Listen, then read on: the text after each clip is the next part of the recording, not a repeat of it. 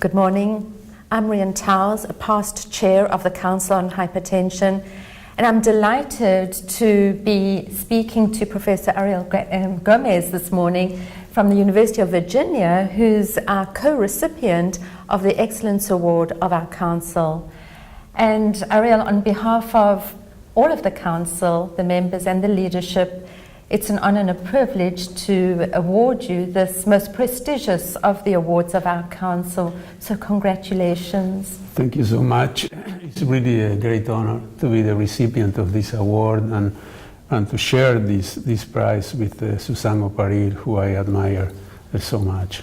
Thanks to all of you. So Ariel, you have contributed enormously in the field of the renin-angiotensin system, and particularly, I guess, more recently with respect to these renin cells that are so special. Perhaps you could tell us a little bit how you got into the field and how your course of research has taken you where you are today. Yeah. So I guess it started when I was a medical student. I trained with Professor Lanari, who actually was a student with Brown Menendez, who a co-discoverer of angiotensin. And he told us a lot of stories about that group, and that stayed with me. Then I went to Iowa and I learned fetal physiology, kidney development, and then to San Francisco, where I learned more molecular work and other things. And then when I got to University of Virginia as a young professor, I had the great influence of Michael Peach and Bob Carey, who influenced me deeply. And I started with a very simple question, because when I was studying fetal physiology, I realized that renin in the circulation was very high in the fetus. And I asked a simple question, it was why? And it turned out that during early development, the number of renin cells is huge throughout the whole renal arterial tree. And then I started with other questions. That was what determines the identity of these cells and their eventual fate to become just close to the glomerulus only. Well, to answer that question, it was like trying to study the secrets of the Earth from about a billion light years away. So I require to develop not lots of new genetic tools that I can that way trace the fate of these cells, isolate them and purify them and so forth. So to advance very quickly over 30 years, that eventually led me to be able to answer those questions. And we found that renin cells are actually progenitors for the kidney vasculature.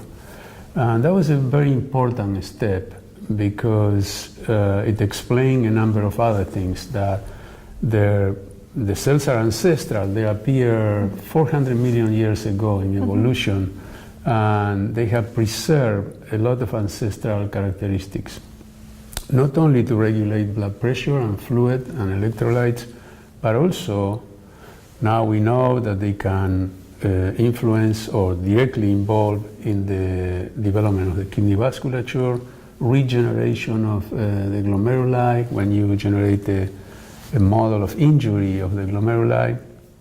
And more recently we found that these progenitors are also found in other parts of the body, not just in the kidney.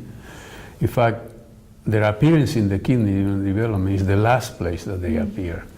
They appear very early in gestation, around 8.5 or so days of fetal life. We found them also in the bone marrow, and that created a totally new area of work.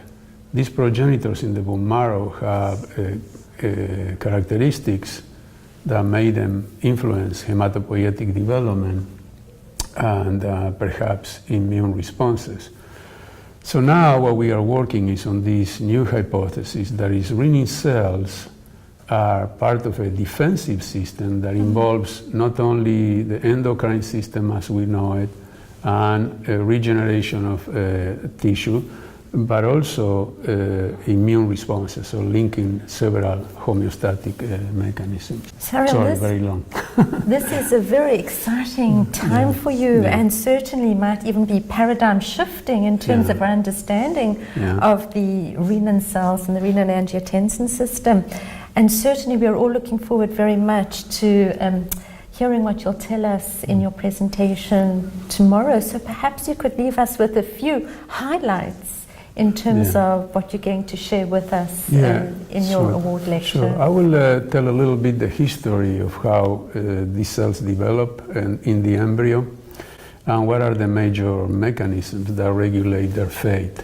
We recently discovered that these cells, we analyzed the chromatin of these cells as they develop, and we found the presence of what they are called now super enhancers, the spread throughout the renin cell genome that regulate the identity of these cells. So I show a few slides about that. Share. That's very new, it hasn't been published yet, but I think it will be exciting. So we are certainly very privileged to be learning about this brand new work, and once again on behalf of the Council, of our members, of our leadership, congratulations to you on this wonderful achievement. Thank you so much, and thanks to the Council for imparting this honor on me.